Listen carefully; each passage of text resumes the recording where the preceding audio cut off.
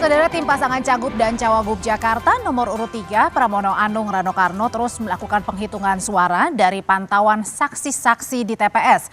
Jurnalis Kompas TV Dian Silitonga sedang memantau aktivitas di posko pemenangan Pramono Rano di daerah Setiabudi, Jakarta Selatan. Dian, selamat malam. Sejauh ini sudah berapa persen ini proses perhitungan suara yang dilakukan internal oleh tim Pramono Rano?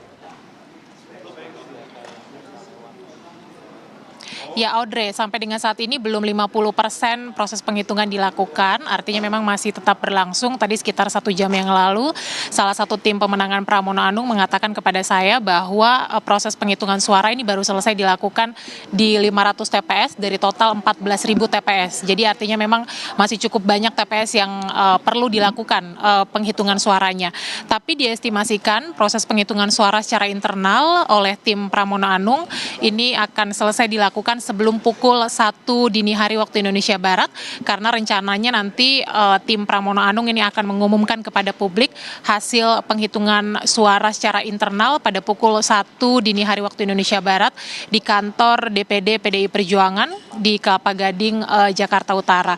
Tadi melalui konferensi pers, Ketua Tim Ses Pramono Anung Calontong mengatakan bahwa internal tim Pramono Anung ini memiliki instrumen yang cukup lengkap, mulai dari saksi-saksi di seluruh TPS maupun juga form C1 sehingga bisa melakukan penghitungan suara secara internal. Nah, hasil yang diumumkan nantinya ini akan dianggap sebagai real count tentu saja oleh pihak tim Pramono Anung. Nah, tadi juga Calontong menyampaikan bahwa meminta begitu ya kepada semua pihak agar tetap menjaga proses pilkada ini berjalan aman, damai begitu, sehingga tidak ada upaya-upaya mengintervensi proses penghitungan suara.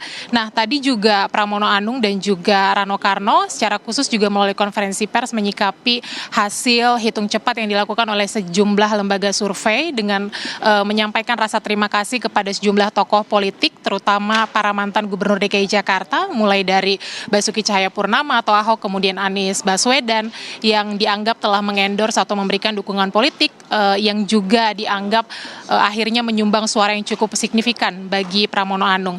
Tadi Calontong juga menyampaikan, Audrey, dari atau mengacu pada hasil hitung cepat 6 lembaga survei, tadi disebutkan diantaranya ada LSI dan juga Carta Politika yang menyatakan bahwa Pramono Anung memperoleh suara lebih dari 50%, itu sudah dianggap sebagai kemenangan Pramono Anung di Jakarta. Ya, boleh saja paslon ini mengklaim apapun, tetapi tentu kita masih harus menunggu hasil resmi hitung suara dari KPU.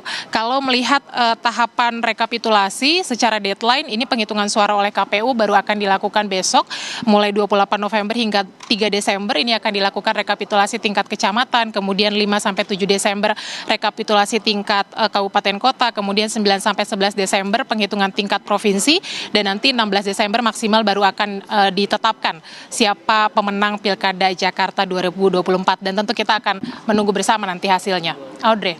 Terima kasih laporannya jurnalis Kompas TV Dian Silitonga langsung dari posko tempat dari internal Pramono Rano saat ini mengadakan real count versi internal Pramono Rano. Saudara, tetaplah bersama kami di Kompas TV, kami masih akan membahas sejumlah hal yang menyoroti, salah satunya adalah soal Pilkada Jakarta. Tetaplah di Suara Unggul Kompas TV.